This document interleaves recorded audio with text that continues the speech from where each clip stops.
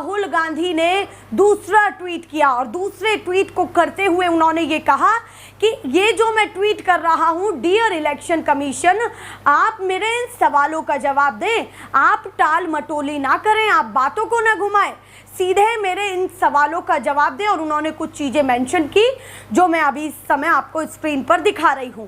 ये तमाम चीज़ें उन्होंने मेंशन की, पर अभी तक इलेक्शन कमीशन का जवाब नहीं आया है।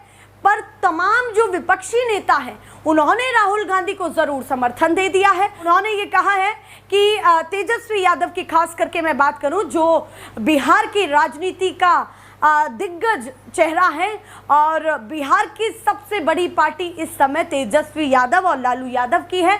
उन्हीं तेजस्वी यादव ने ये कहा है कि 2020 में हमारे साथ यही हुआ था जो इस समय हो रहा है, और जिस तरीके से राहुल गांधी कह रहे हैं वो सही कह रहे हैं। राहुल गांधी ने ये भी चीज़ कही कि बिहार चुनाव में ऐसा हो सकता है और इसीलिए राहुल गांधी ने ये मोर्चा खोला हुआ है।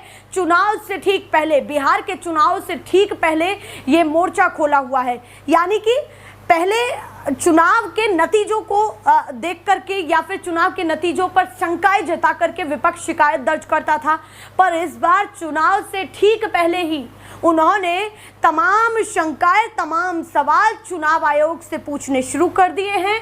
और चुनाव आयोग से पूछना ही नहीं, जनता के बीच भी वो रख रहे हैं। ये सबसे महत्वपूर्ण चीज़ है। और बिहार के दिग्गज नेता तेजस्वी यादव ये कह रहे हैं कि 2020 में हमारे विधायकों को ये कहा गया था कि आप जीत चुके हैं, और उसके बाद जैसे ही वो बाहर निकले तो ये कह दिया गया कि नहीं, आप पीछे थे और आप हार चुके हैं।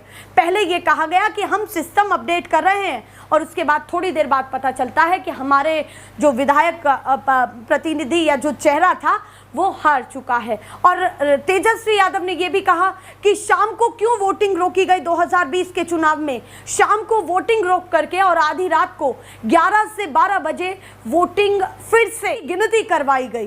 तो वोटिंग की जो गिनती शाम को रोकी गई, वोटिंग की गिनती को जो शाम को रोका गया, उन गिनती को रात के 12 बजे या 11 बजे करवाने का क्या मतलब है इतनी आधी रात को। ये भी तेजस्वी यादव ने कहा, जो अब उन्होंने राहुल गांधी के बयान पर प्रतिक्रियाएं देकर के पिछली बातों को याद करके ये सारी चीजें कही हैं। उन्होंने इतना भी कहा कि पहली बार चुनाव आयोग को पिछले चुनाव में इतनी सफाई देनी पड़ी थी। उसके साथ साथ संजय राउत ये कह रहे हैं कि जब राहुल गांधी इलेक्शन कमीशन से जवाब मांग रहे हैं तो फिर बीजेपी बीच में क्यों बोल रही है।